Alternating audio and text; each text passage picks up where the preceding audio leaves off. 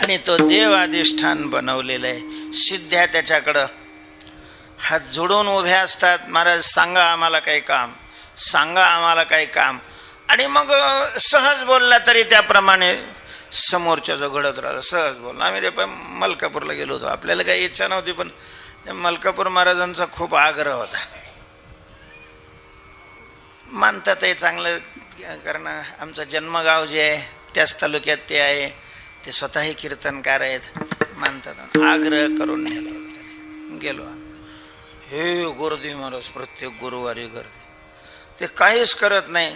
ठीक आहे येत चला हे करा. काय ते मला वाटतं भस्म बी नाही देत, काही की डोक्यावर फक्त हात ठेवते.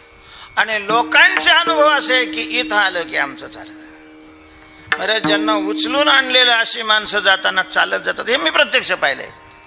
तुम्हाला त्याला अंधश्रद्धा म्हणायचं असेल अंधश्रद्धा म्हणा, सश्रद्धा म्हणायचं सश्रद्धा, तुम्हाला काय म्हणायचंय तुम्हाला त्याचं काय आहे स्वातंत्र्य.